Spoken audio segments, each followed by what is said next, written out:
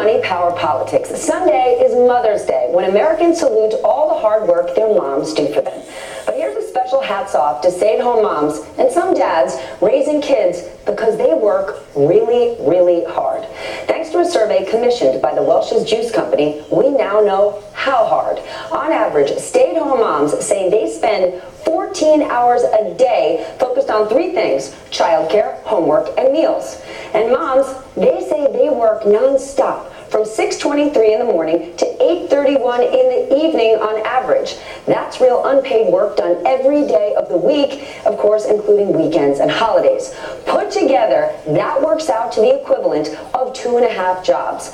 The hard work stay-at-home parents do is backed up by hard data from the United Nations. According to the UN, even when you factor in all the moms out there working in the labor force, on average, women still do double the unpaid work that men do to raise a family. All that housework and childcare is really important, not just for our family's well-being, but for everyone. Mom's work contributes to something economists call household production. And according to one study by the Bureau of Economic Analysis, economic output would see a boost of as much as 26% if household production was included in GDP figures.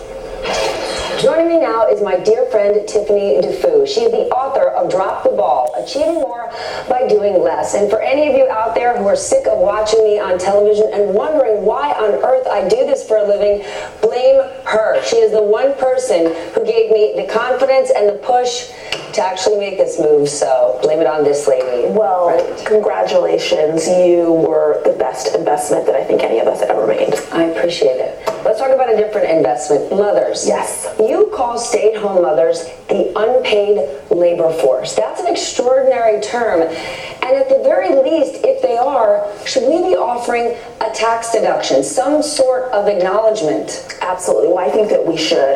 People have this term stay-at-home mom, and I think it's ridiculous because all moms are working moms. And I recently posted on Facebook that they work 2.5 full-time jobs, the equivalent of 2.5 full-time jobs. If you added up the GDP of mothers and their labor globally, it would amount to $26 trillion, according to McKinsey.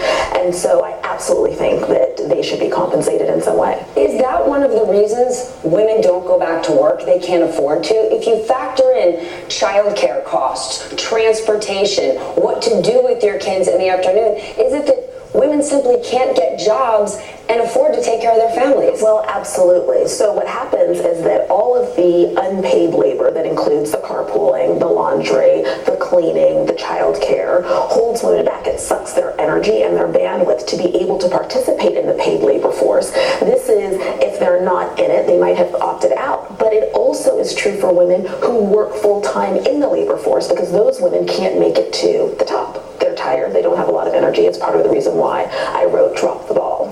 And still, even if they're paying someone else to take care of some of those duties, there's still the labor of managing them. So for example, I spend every Sunday night an hour and a half writing an email to my babysitter, letting her know the schedule for our family for the week and everything that she needs to do. My husband is not writing that email. So there's labor even if you can afford to pay people to do some of the tasks. Is one of the issues the way we're looking at parental leave, for example? We're celebrating the fact that we're now saying, well, we're going to give fathers 2 weeks off when babies are born. The issue is far greater than when you're on maternity leave. You don't have that baby for 12 weeks. You've got them forever, and it's the 18 years you're taking care of those children, and there are no jobs that coincide with a school schedule.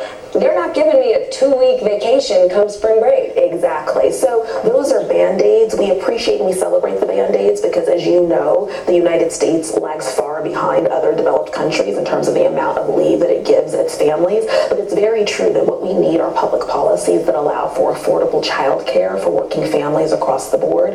We also need businesses. We need organizations that really care about performance over the amount of time that you're putting in and create flexible work arrangements that allow people to be able to be corporate citizens, but also to take care of their families. Are we looking at school schedules in the wrong way? Because we're looking at programs cut. Some who say, well, we're not seeing positive results with kids who have after-school programs, or we don't need to offer breakfast before school starts. A lot of those things aren't just to benefit the kids, they're to work for families. If kids stayed at school until 5 o'clock and did their extracurriculars, and that was part of the school day, that would give parents the chance to actually work normal jobs that weren't just freelance. Absolutely. So that's another critical part of this, is that we haven't made very much progress. I mean, we're still, the school schedule hasn't changed with the industrial era. Yeah. So we're still assuming that people are farming. We're still on June Cleaver's school schedule, and she doesn't exist in the real world. Exactly. And unfortunately, those kinds of programs are getting cut and slashed more and more. What is you speak to women, speak to mothers every day. What's the one message you want them to know, especially ahead of Mother's Day? Well, first of all, I wish them a happy Mother's Day and thank them for all of their labor. But I also encourage them to reach out to their communities to create community. In fact, I'm launching a new network on Monday called The Crew, because women spend so much time supporting other people. I think that they need a crew of people who are supporting them. So I encourage them to find your village, find your network, find your crew, and get the help that you need, because we know that everything's on you. Build your village, build your crew. You need a network around you. That's it. We can't be doing this alone. I know I don't, because this woman is in mine. Tiffany, thank you so much. Thank you for having me.